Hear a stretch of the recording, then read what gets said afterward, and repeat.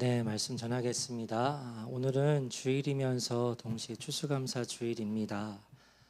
추수감사절은 매년 11월 셋째 주일에 드리는 것으로 이렇게 되어 있습니다. 그래서 어떤 교회들은 추수감사절 예배를 9월에 드리는 교회도 있고요. 아니면 조금 앞으로 당겨서 11월 1주, 2주에 드리는 교회도 있습니다만 이 교회력상으로는 이 추수감사절은 11월 셋째 주에 드립니다. 그래서 다들 아시고 계시겠지만 그래도 이 추수감사절의 유래에 대해서 다시 한번 말씀을 드리고자 하는데요. 이 추수감사절의 유래는 가까이에서는 미국의 역사에서부터 비롯되었다고 할 수 있습니다. 그래서 추수감사절의 유래에 대해서 설명하는 짧은 영상을 보고 말씀을 나누려고 하는데요. 1분 정도 될 겁니다. 영상 보고 말씀을 나누겠습니다.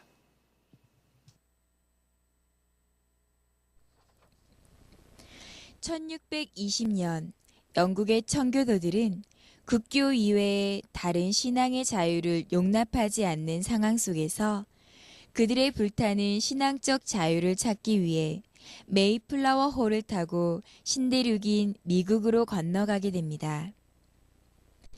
그들은 먹을 물과 양식이 부족한 가운데 65일간의 목숨을 건 긴 항해를 하게 되었는데, 이 항해는 무척 힘들고 험한 항해였을 뿐 아니라 그들을 꿈에 부풀게 했던 신대륙에서의 생활도 생각처럼 좋은 것만은 아니었습니다.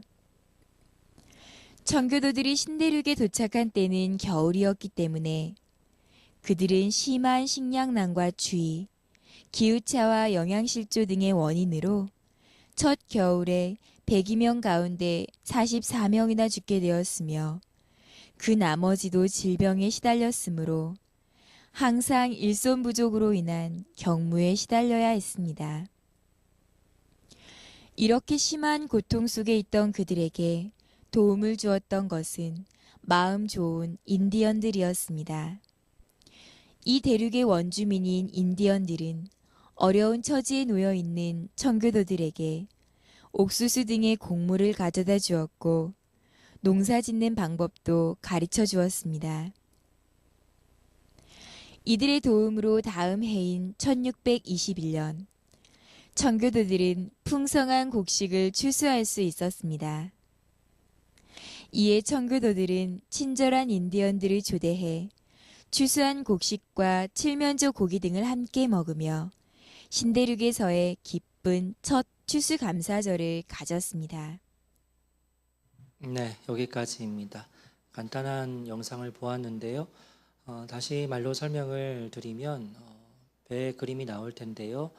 영국에서 신앙으로 인해서 이 청교도들이란 그룹이 있었는데, 이 영국의 국교회에서 이 청교도들을 매우 극심하게 핍박을 했습니다.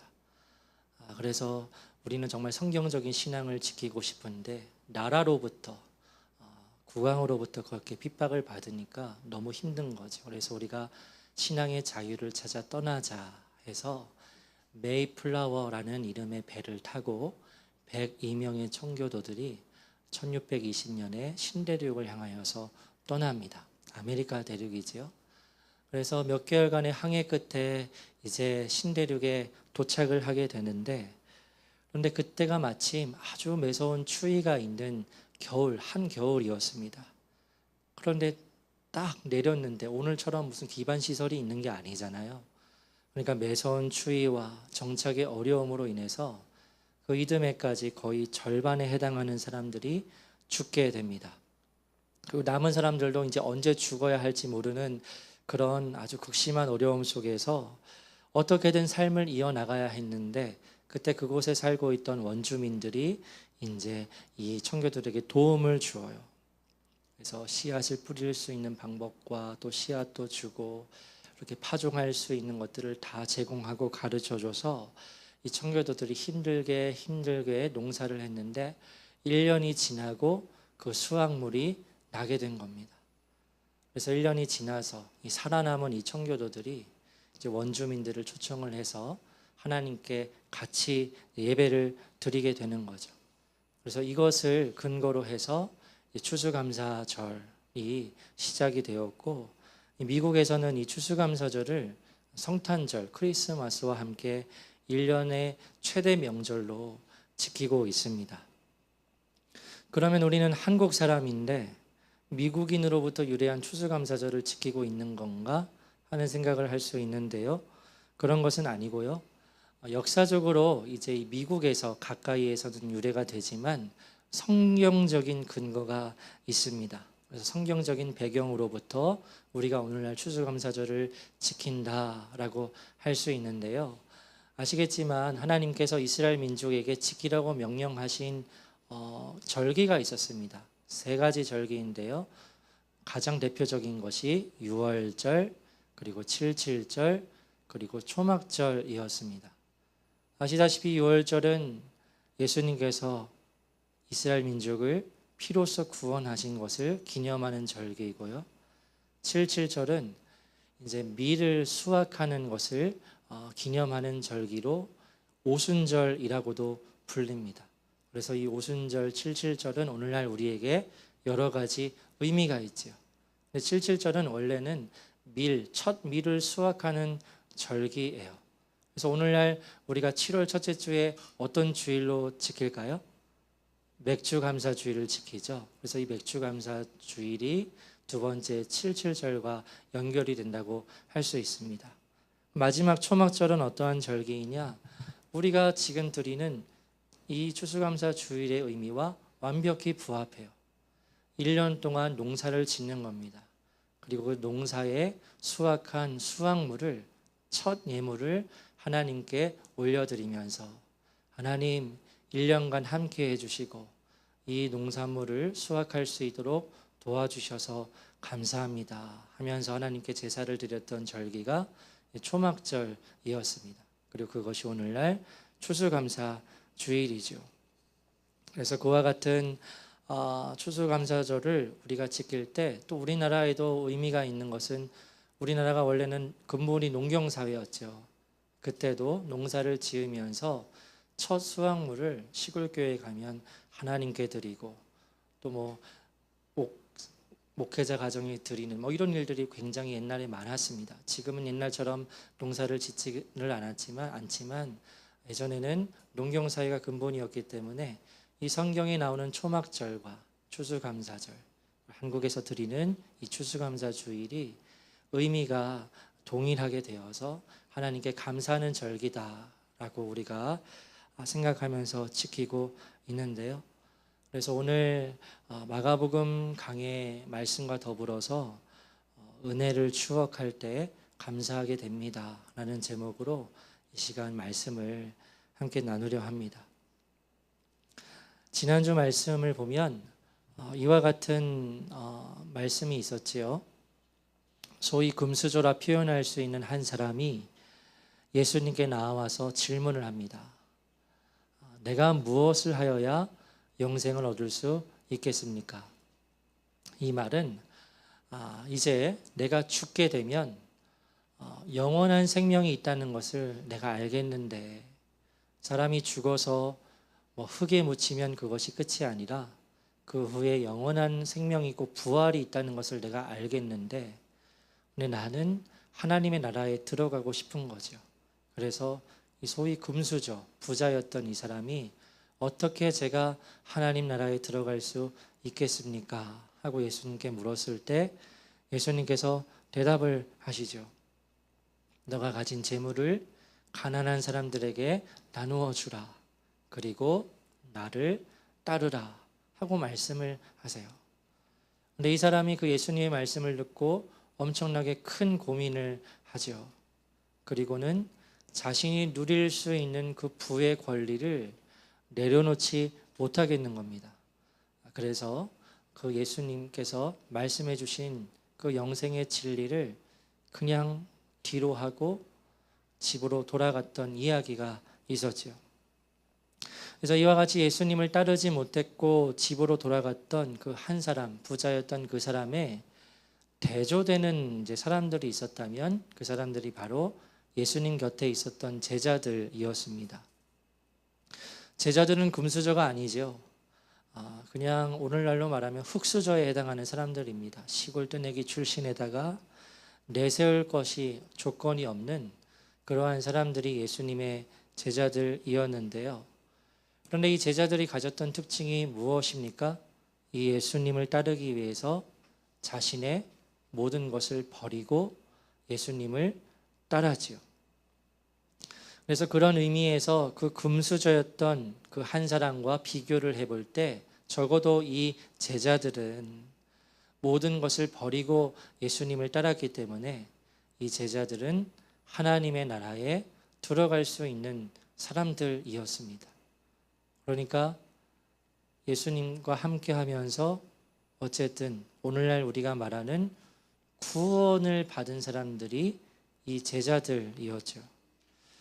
근데 이 제자들이 구원을 받았지만 한편으로는 이 제자들이 완전하지 않았습니다.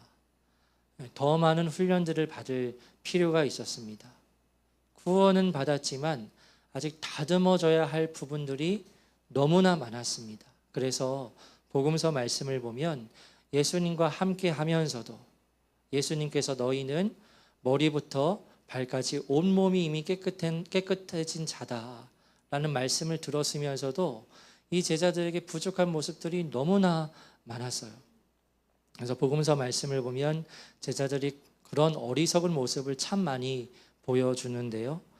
오늘 본문의 말씀도 그와 같은 모습을 볼 수 있습니다. 오늘 본문 32절 말씀을 보면 예수님과 제자들이 예루살렘을 향하여 올라갑니다.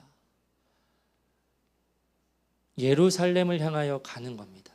여러분 이제 마지막이에요. 마가복음도 10장을 나누고 있지만 이 10장의 뒤에는 이제 예루살렘에 올라가시게 되면 이제 우리가 잘 아는 그 십자가의 고난이 곧 하고 이루어지게 되는 겁니다. 그래서 예수님과 제자들이 함께 예루살렘을 향하여 올라가는 그 도중에 근데 앞서 가시는 예수님의 모습이 평소와는 뭔가는 많이 다른 겁니다. 그래서 32절에 예수님께서 그들 앞에 앞서서 가시는데 그들이 놀라고 따르는 자들은 두려워했다 하고 말합니다. 이것은 무슨 이유인지는 모르겠지만 앞서 가시는 예수님을 제자들이 따라가는데 이 제자들이 예상 밖의 상황에 매우 깜짝 놀랐음을 말하는 표현입니다. 왜 이 제자들이 예수님을 보면서 놀라고 두려워했는지 그 이유는 나오지 않고 있지만 앞장서서 예루살렘으로 올라가시는 예수님의 모습이 평소와는 굉장히 다른 거예요. 굳은 얼굴로 한마디도 하지 않는 평소에 보지 못한 그 예수님의 모습을 제자들이 보는 겁니다. 무슨 큰 일을 맞이할 것처럼 무슨 비극을 당할 사람처럼 아주 어두운 얼굴로 또한 엄중한 모습으로 그렇게 앞서서 나가시는 예수님을 보면서 이 제자들이 놀라하고 또 두려워했던 거죠. 그렇게 걸어가시다가 예수님께서 제자들에게 어떠한 말씀을 하시냐면요. 내가 지금 예루살렘에 올라가는데 그 예루살렘에서 당하게 될 일을 제자들에게 말씀해 주십니다. 그러니까 이것은 소위 예언이죠. 앞에서 이루어질 일을 미리 예수님께서 제자들에게 말씀을 해 주시는 거예요. 그래서 지금 우리가 함께 예루살렘으로 올라가고 있는데 그곳에 가게 되면 우리가 나에게 이러한 일이 일어날 것이다 하고 예수님께서 앞서서 말씀을 하시는데 우리 33절, 34절 두 절의 말씀을 읽겠습니다. 시작. 보라 우리가 예루살렘에 올라가노니 인자가 대제사장들과 서기관들에게 넘겨짐에 그들이 죽이기로 결의하고 이방인들에게 넘겨주겠고 그들은 능력하여 침 뱉으며 책짓질하고 죽일 것이나 그는 3일 만에 살아나리라 하시니라. 아멘. 예수님께서 말씀을 하십니다. 인자가 여러분 여기서 말하는 인자는 무슨 뜻이죠? 한문으로 풀면 뭡니까? 사람의 아들이지요. 그러나 이 복음서에 나오는 인자는 사람의 아들이라는 표현이 맞지만 그러나 이 인자라는 표현이 쓰였을 때는 예수님께서 하나님의 아들로서 인간의 몸을 입고 이 땅에 온 나 자신을 가리키실 때 사용하는 말이었습니다. 그러니까 예수님께서 말씀을 하시는 거예요. 이제 우리가 예루살렘에 올라가노니 인자가, 즉 내가 예루살렘에 올라가게 되면 이와 같은 일을 당할 것인데 나는 대제사장들과 서기관들에게 넘겨지게 되고, 그리고 그들이 나를 죽이기로 결의하고 이방인들에게 넘겨주겠고, 여기서 말하는 이방인들은 누구를 말합니까? 로마인들을 말하죠. 로마 군대를 말합니다. 그래서 로마 군대, 그 군인들은 나를 능욕하며 침뱉을 것이고 채찍질할 것이고 나를 죽일 것이나 나는 삶일 만에 살아날 것이다 하고 예수님께서 미리 말씀을 하시는 거예요. 여러분, 이 두 절의 말씀을 예수님께서 예루살렘에 올라가는 그 길 위에서 제자들에게 하십니다. 엄청난 말씀 아니에요? 예전에 예수님께서 제자들에게 이와 같은 말씀을 하셨을 때 제자들이 엄청난 충격을 받았던 적이 있었습니다. 무엇에 대한 말씀이었죠? 십자가에 대한 말씀이었어요. 내가 십자가를 지고 죽게 될 것이라는 말씀을 하셨을 때 그때 제자들이 완전히 멘붕에 빠져버리죠. 근데 그와 같은 동일한 말씀을 예루살렘으로 올라가시면서 예수님께서 제자들에게 지금 말씀을 하시는 거예요. 그러면 여러분, 제자들이 이와 같은 예수님의 말씀을 들었습니다. 예수님께서 농담하실 분도 아니고 지금 엄청나게 엄중한 얼굴로, 굳은 얼굴로 그렇게 예수님께서 제자들에게 말씀을 하셨다면 이 제자들이 어떻게 반응을 하는 것이 정상적인 반응일까요? 예수님, 그러면 올라가지 마시죠. 너무 위험합니다. 정말 예수님의 말씀이 이와 같다면 올라가면 안 되죠. 올라가지 마시죠. 라고 그렇게 말한다거나, 예수님께서 올라가신다고 하니까 그러나 잡히실 것이 염려가 되니 우리가 사람들을 더 모아서 그와 같은 일이 일어나지 않도록 방비를 하겠습니다. 라든지 이렇게 말하는 것이 정상일 것 같은데 제자들이 저 예수님의 말씀을 듣고 그와 같은 말을 했다는 기록이 전혀 없지요. 오히려 다른 어리석은 생각을 품고 정욕의 마음을 품고 예수님의 말씀과는 전혀 상관이 없는 자신들의 정욕을 채우고자 하는 제자들의 이야기가 그 뒤에 이어서 나옵니다. 그래서 35절 말씀을 보면 제자 중에 두 사람, 야고보와 요한이 몰래 예수님께 와서 요청을 하죠. 무엇이든지 우리가 구하는 바를 들어주십시오. 그러니까 예수님께서 무엇을 구하느냐라고 물으시니까 이 두 명의 제자들이 주의 영광 중에서, 무슨 말입니까? 예수님께서 영광을 얻으시면 그 좌우편에 저희 두 사람이 앉을 수 있도록 해 주십시오 하고 그렇게 요청을 하는 겁니다.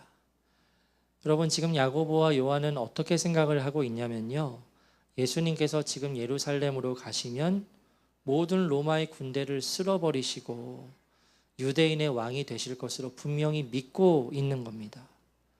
예수님께서 분명히 내가 핍박을 받고 사람들에게 넘겨지고 죽게 될 것이라고 말씀을 하셨는데 그런 말씀이 귓등으로 들어오지도 않아요.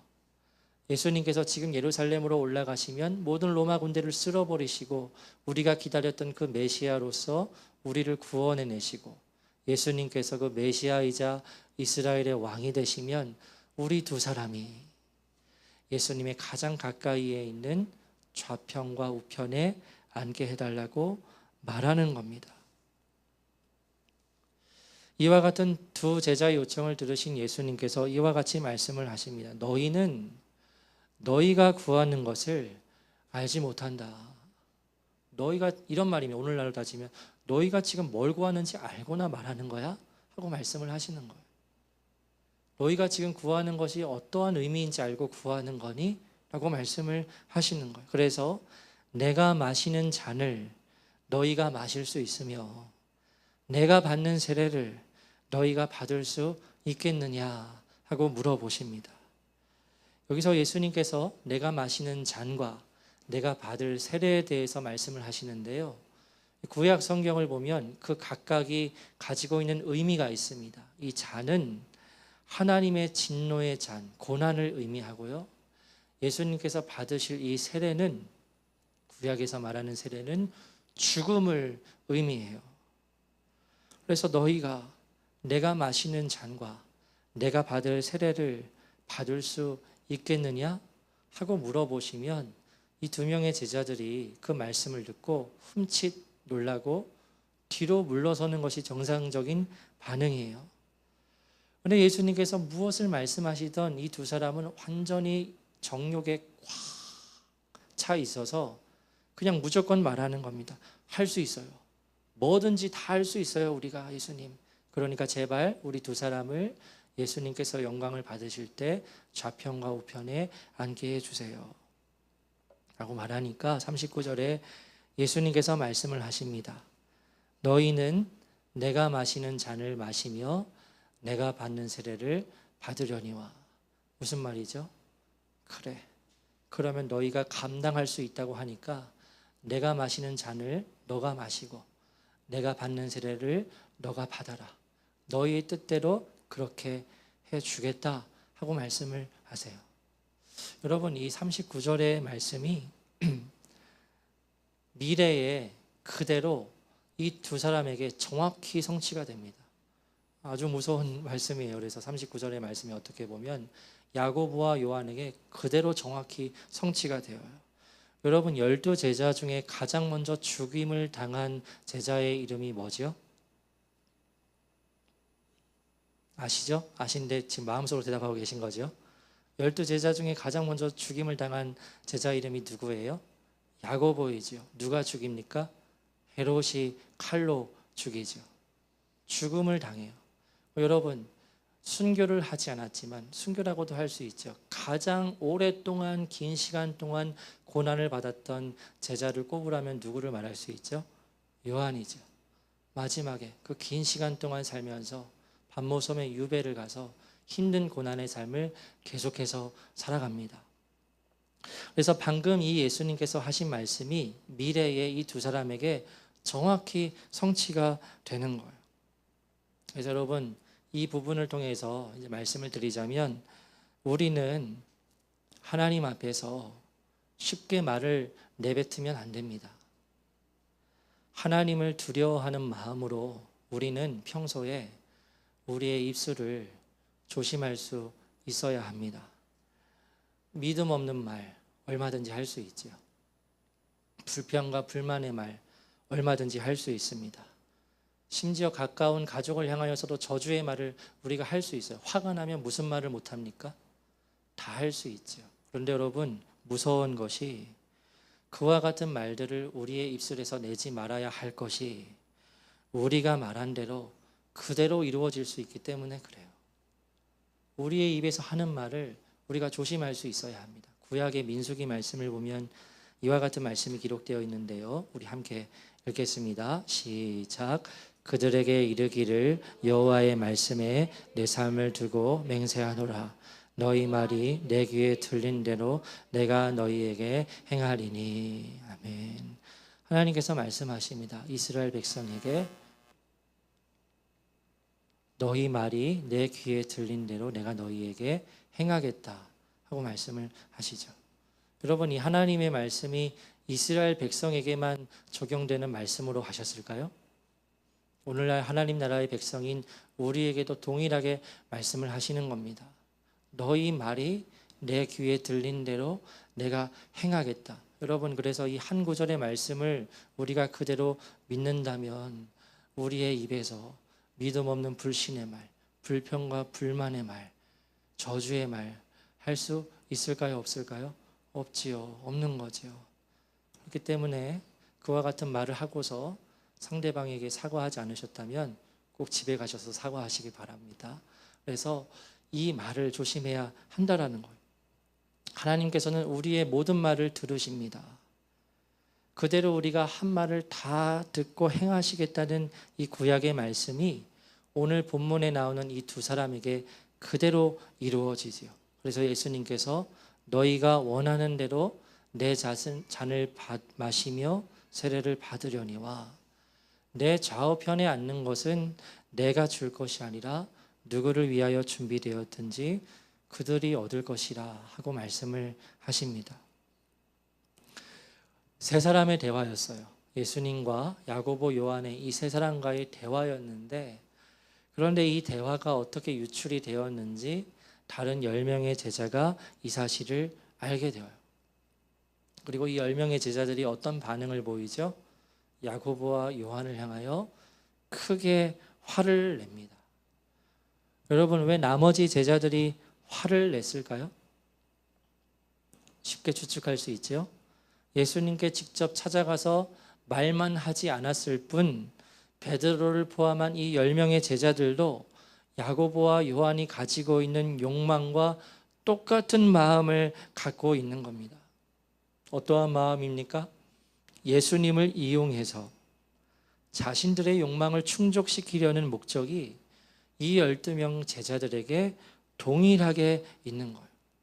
아까도 말씀드렸지만 물론 이 제자들은 예수님을 처음에 따를 때 모든 것을 뒤로 하고 예수님을 따랐습니다. 쉽지 않는 일이죠. 지난주에 그 금수저였던 부자 그렇게 했습니까? 못했습니다. 이 제자들은 모든 것을 뒤로 하고 예수님을 따라서요. 누구나 쉽게 할 수 없는 결단이에요. 그런데 이 제자들은 모든 것을 버리고 예수님을 쫓고 있지만, 그런데 그 마음이 엉클어져 있는 겁니다. 그 마음이 다듬어져 있지 않은 겁니다. 그래서 자신들이 모든 것을 버리고 예수님을 따르는 그 대가를 누구로부터 또 받으려고 하는 거예요? 예수님으로부터 받으려고 하는 거예요. 그러니까 부정적으로 표현해 보자면 이런 거죠. 제자들은 지금 예수님께 투자를 하고 있는 거예요. 우리가 이렇게까지 우리의 것을 버리고 예수님을 따랐으니 이후에 보상이 있겠지. 보상을 받으려면 내가 제일 큰 보상을 받고 싶다.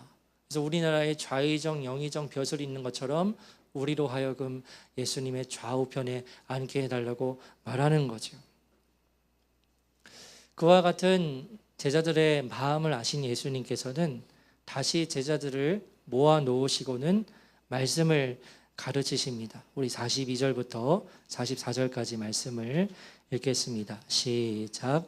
예수께서 불러다가 이르시되 이방인의 집권자들이 그들을 임의로 주관하고 그 고관들이 그들에게 권세를 부리는 줄을 너희가 알거니와 너희 중에는 그렇지 않을지니 너희 중에 누구든지 크고자 하는 자는 너희를 섬기는 자가 되고 너희 중에 누구든지 으뜸이 되고자 하는 자는 모든 사람의 종이 되어야 하리라. 아멘. 여러분, 여기서 말하는 이방인의 집권자들은 누구입니까? 지금 이스라엘을 다스리고 있는 로마의 권력자들을 말하죠. 이스라엘은 지금 로마 군대의 권력 아래에서 많은 괴로움을 겪고 있습니다. 그래서 이 로마의 사람들이 임의로 이스라엘 백성들을 주관하고 높은 관직에 있는 그 권력자들이 백성들을 향하여 권세를 부리고 있는 것 너희는 다 알고 있고 경험하지 않았느냐라고 예수님께서 말씀을 하시는 거죠. 그러면서 너희는 그러지 말아야 하는 거 아니냐 하고 말씀하시는 거죠. 너희 중에는 그렇지 않을지니 세상의 나라에서는 권세를 가진 자가 아랫사람들을 핍박하고 억누르고 그와 같은 것이 자연스러운 일이지만 그래서 많은 사람들이 높은 자리에 앉길 원하고 권력을 가지기를 원하지만 너희는 그러면 안 되지 않느냐 하고 말씀을 하시면서 44절에 너희 중에 누구든지 으뜸이 되고자 하는 자는 모든 사람의 종이 되어야 하리라. 43절 끝에요. 누구든지 크고자 하는 자는 너희를 섬기는 자가 될 것이라 하고 그렇게 말씀을 하십니다. 가르치시는 거죠. 잘못된 마음을 가지고 있으니까 예수님께서 그것을 떨쳐내고 이와 같이 살아라 하고 가르쳐 주십니다. 그리고 결론으로 45절에 이와 같이 말씀을 하시는데요. 우리 함께 읽겠습니다. 시작. 인자가 온 것은 섬김을 받으려 함이 아니라 도리어 섬기려 하고 자기 목숨을 많은 사람의 대속물로 주려 함이니라. 아멘. 예수님께서 결론으로 이같이 말씀하십니다. 인자가 온 것은, 인자라는 말 아까 설명을 드렸죠. 내가 하나님의 아들이다. 그런데 내가 인간의 몸을 입고 이 땅에 온 사람이다. 하나님의 아들이다. 라는 이와 같은 의미가 있는 단어가 인자라고 했습니다. 그래서 인자가 온 것은 자기 목숨을 많은 사람의 대속물로 주려 함이다. 라고 말하고 있어요. 여러분, 여기서 대속물이라는 것은 노예나 포로를 풀어주기 위한 몸값을 의미합니다. 그러니까 예수님께서 자기 목숨이라고 말씀을 하셨죠. 나의 목숨을 많은 사람의 대속물로 주기 위해서 내가 왔다 하고 말씀을 하시죠. 이거 우리가 잘 아는 말씀 아닙니까? 성육신, 십자가에 대한 말씀을 예수님께서 제자들에게 미리 말씀을 해 주시는 거예요. 이 세상의 모든 사람들은 지금 포로와 노예의 상태에 있습니다. 우리도 마찬가지입니다. 세상 사람 모두가 누구의 노예이자 누구의 종으로 살아가고 있습니까? 죄의 노예이자 마귀의 포로가 되어 살아가고 있죠. 넘겨주시면, 네, 로마서 말씀입니다. 혹은 죄의 종으로 사망에 이르고 혹은 순종의 종으로 의에 이르느니라. 이 세상의 모든 사람들은 두 종류의 사람이 있어요. 죄의 종이 있고요, 순종의 종이 있다고 말합니다. 그런데 이 세상의 모든 사람들은 태어날 때부터 죄인이기 때문에 태어날 때부터 죄의 종으로 살아가지 않습니까? 죄의 종으로, 여기서 말하는 종은 노예예요. 그래서 죄의 노예로 살아갈 수밖에 없는데, 이 비참한 이들을 구원하기 위해서 그 어떤 누군가가 자신의 목숨으로 대신 값을 치러서 이 사람들을 노예의 신분에서 해방시키는 일을 행하셨는데, 우리가 잘 알듯이 그분이 바로 예수님이시고, 예수님께서 이 땅에 오신 이유가 바로 이를 위함이라고 예수님께서 제자들에게 말씀을 하시는 거예요. 우리가 너무나 잘 알고 있는 말씀이지만 제자들은 지금 예수님의 입으로부터 이와 같은 말씀을 처음 듣는 겁니다. 대속물, 노예, 해방, 이와 같은 말씀을 제자들이 처음 듣는 거예요. 여기까지가 오늘 본문의 말씀인데요. 여러분, 오늘 본문 말씀을 통해서 하나님의 아들이신 예수님께서 이 땅에 오신 이유에 대해서 우리는 다시 한번 깨닫게 됩니다. 예수님께서 이 땅에 오신 이유가 무엇 때문이라는 겁니까? 자기 목숨을 대속물로 주기 위해서, 즉 죽으러 왔다는 겁니다. 나의 목숨값을 바침으로 모든 사람들을 해방시키기 위해서 오셨다는 거죠. 그러면 세상의 모든 사람들은 지금 어떤 상태에 있다는 겁니까? 말하듯이 죄의 종이자 마귀의 노예의 상태에 있다는 거죠. 그래서 죄의 종, 의의 종으로 나누어서 말씀하고 있습니다. 그래서 이 세상의 모든 사람들은 태어날 때부터 죄인으로 태어나기 때문에 죽으면 끝이 아니라고 말씀을 드렸죠. 죽으면 끝이 아니고 영원한 생명이 이어지게 되는데, 죄의 종으로 살아가던 사람들은 죽은 이후에 결국에는 성경에 기록된 영원한 형벌, 지옥으로 갈 수밖에 없다는 사실을 하나님께서는 너무나 잘 아셨고 그의 아들 예수님께서도 잘 아신 거죠.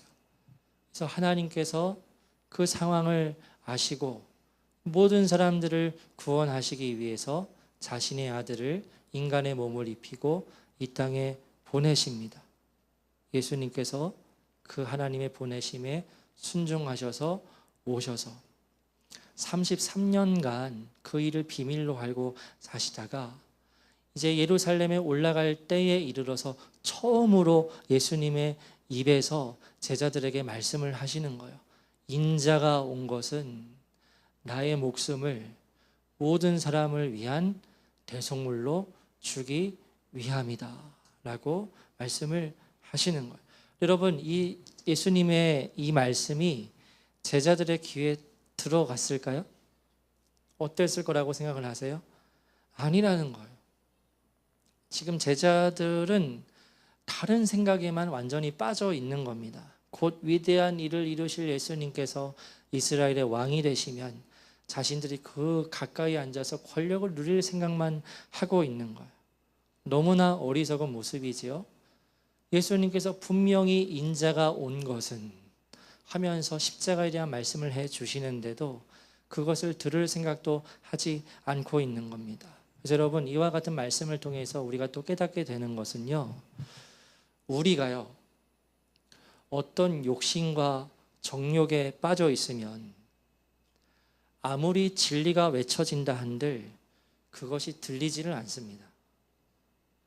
내가 나의 마음에 사랑하는 마음이 가득 차 있고, 아까도 표현을 했지만 이 예수님을 믿음으로 해서 내가 무엇인가를 얻어내려 하고, 예수님을 믿고 신앙생활을 하면서도 내 안의 주인이 하나님이 아니시라 결국은 내가 나의 삶의 주인이 되어서 결국 내가 행복한 삶을 추구하고자 하는 그와 같은 마음이 꽉 차 있다면 앞에서 아무리 하나님의 말씀 진리가 외쳐진다 한들 들어오지 않는다는 거죠. 여러분, 예수님의 제자들은 오늘날로 말하면 교회 안에 들어와 있는 사람들입니다. 누구보다 예수님과 가까이에 있는 사람들입니다. 그런데 그 사람들 마음속에 지금 무엇이 가득한 거지요? 마음의 정욕과 욕심이 가득한 거예요. 이 예수님을 이용해서 무엇을 이루고자 하는 나의 생각이 꽉 차 있는 겁니다. 그래서 예수님께서 너희가 내가 마실 잔을 마실 수 있고 내가 받을 세례를 받을 수 있느냐? 엄중하게 물으실 때 그런 건 모르겠고요. 우리 다 할 수 있어요. 제발 좌우편에만 앉게 해주세요. 이러고 있는 거죠. 여러분, 지금 우리가 예배를 드리고 있는 이유가 무엇입니까? 우리가 예수님을 믿음으로 인해서 내가 어떤 것을 얻기 위해서 지금 예배를 드리고 있는 겁니까? 그러니까 내가 시간을 기독교에 투자해서 내가 좀 얻을 것을 얻어내고자 지금 우리가 이렇게 예배를 드리고 있는 겁니까? 아니죠. 만약 그렇다면 다른 종교를 믿는 것이 더 나을 거예요. 108배 하는 게 더 나을 겁니다. 얻어낼 것을 얻어내려면, 받으려면. 우리가 지금 예배를 드리고 있는 이유는, 우리가 지금 예수님을 믿는 신앙생활을 하고 있는 이유는 우리를 구원하시기 위해서 그분께서 우리 대신 자신의 목숨값을 치러주셨기 때문입니다. 그 무서운 지옥에 갈 수밖에 없는 우리를 위해서 자신이 대신 십자가에서 죽으심으로 우리를 구원해 주셨기 때문입니다. 이것이 기독교의 핵심이죠. 그분이 우리를 구원해 주셨기 때문에 누구든지 나를 구원해 주신 그 예수님을 믿게 되면 우리가 죄에서 벗어나게 되어 구원받은 자가 되고 하나님의 나라, 곧 천국에 들어갈 수 있기 때문에 그 은혜에 감사하기 때문에 우리가 지금 이렇게 모여서 예배를 드리고 있는 거죠.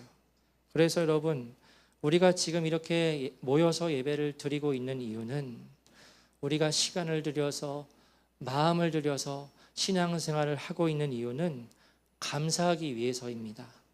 받을 자격이 없는데도 우리를 구원해 주시고 우리에게 은혜를 베풀어 주신 하나님, 그리고 우리를 위해서 죽으신 그 예수님께 감사하기 위해서 우리가 이 시간 예배를 함께 드리고 있으며 우리의 온 마음을 드리며 신앙생활을 하는 거지요. 세상에는 수많은 사람들이 있습니다. 예수님을 믿는 사람, 예수님을 믿지 않는 사람, 다른 종교를 믿는 사람 다 포함해서 세상에는 수많은 사람들이 있습니다. 그런데 세상의 사람들 중에서 많은 사람들이 이 삶에 대해서 결국 한 번 사는 삶 아니냐라고 생각을 하지요. 이 세상에서 한 번 태어나 살아가다가 8, 90년 살다가 죽게 되는 것, 그래서 그 이후에 땅에 묻히게 되는 것, 그것이 인간의 삶의 전부가 아니냐라고 생각을 하지요. 그런데 성경에서는 분명히 말하고 있습니다. 우리의 삶은 이 세상에서의 삶이 전부가 아닙니다. 죽은 이후에 영원한 삶이 있다는 거예요.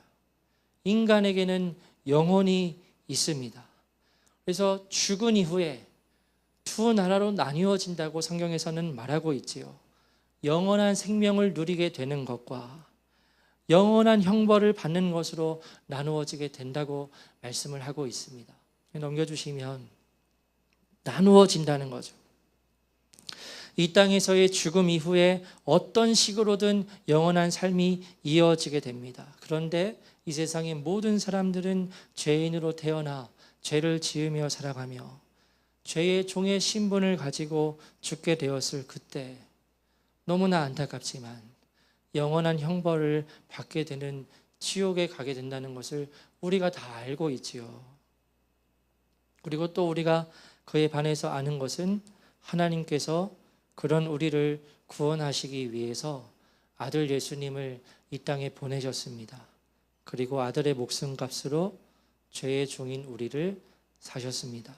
그래서 누구든지 예수님을 믿는 자는 구원을 얻고 새로운 생명을 가지고 천국에 들어가 영원한 생명을 누릴 수 있도록 은혜를 베풀어 주셨습니다. 이 사실 앞에 모든 사람들이 서 있습니다. 그리고 선택을 해야 합니다. 우리를 위해 죽으신 그 예수님을 믿기로 선택을 했고 하나님의 은혜로 구원을 받은 사람들은 하나님의 나라에 들어가겠지만 그와 같은 선택의 기로에서 선택하지 않고 죄의 종으로서 예수님을 믿지 않고 살아가게 되면 너무나 안타깝게도 영원한 형벌에 떨어지게 된다는 것을 성경 말씀을 통해 알 수 있지요. 이건 모르는 사람 여기에 있으십니까? 다 아시지요. 그러면 우리에게 있어서 가장 중요한 일은 무엇입니까? 내가 정말 구원을 받았는가에 대해서 확신을 해야지요. 내가 정말 구원을 받았는가 확신을 해야지요. 하나님께서 주시는 확증을 얻을 수 있어야 하죠. 그래서 그와 같은 메시지를 매 주일마다 나누고 있고 기도할 때마다 제가 기도하는 것은 여기 계신 모든 분들이 이와 같은 십자가 복음의 진리를 머리로 이해하는 것이 아니라 마음과 영혼으로 믿게 되어서 반드시 우리 모든 성도님들이 하나님 나라에 들어가게 되기를 원하는 마음으로 기도하고 있고 말씀을 나누고 있습니다. 그런데 오늘 본문의 말씀을 보면 그렇게 구원을 받은 제자들이 너무나 지금 어리석은 모습을 보이거든요. 이와 같은 모습을 말씀을 통해서 우리가 또 무엇을 알 수 있습니까? 구원을 받았어도 넘어질 수 있다는 것. 구원을 받아도 죄를 지을 수 있고 구원을 받아도 정욕의 마음을 품고 어긋난 생각을 얼마든지 할 수 있는 겁니다. 그래서 그 제자들을 향해서 예수님께서 어떻게 반응을 하시죠?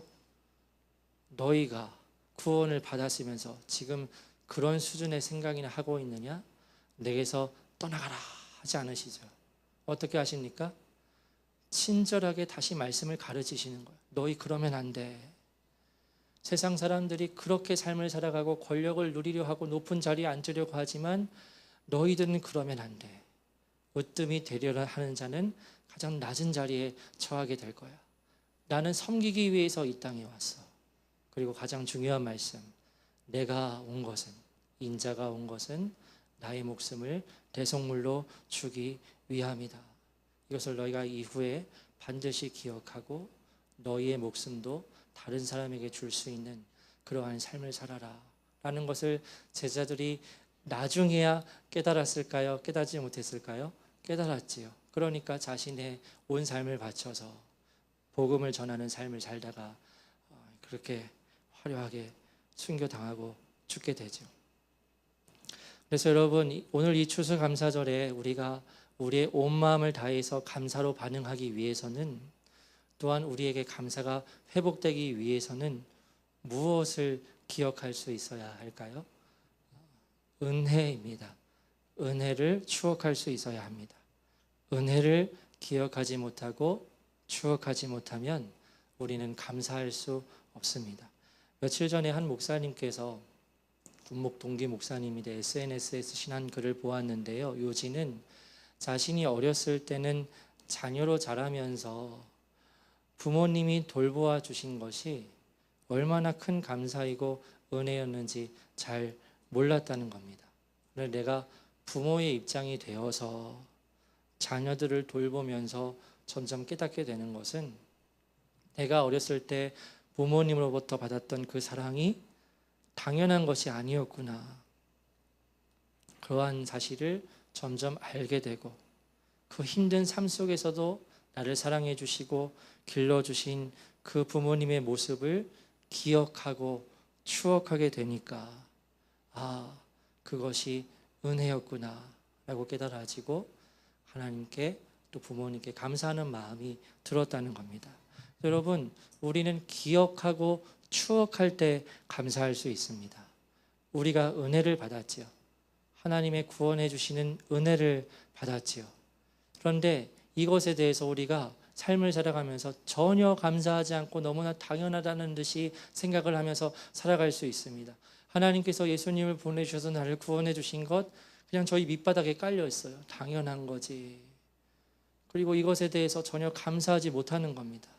이것은 너무나 당연하다고 밑바닥에 깔고 열심히 삶을 살아가지만 힘든 고난이 오면 불만하고 믿음이 없어서 무너지고 하나님을 향해 원망을 하기도 하고 그와 같은 우리의 부족한 모습이 있는 것은 많은 이유가 있겠지만 그 중에 하나가 우리에게 주신 그 은혜를 우리가 기억하지 못하고 추억하지 못해서일 거예요.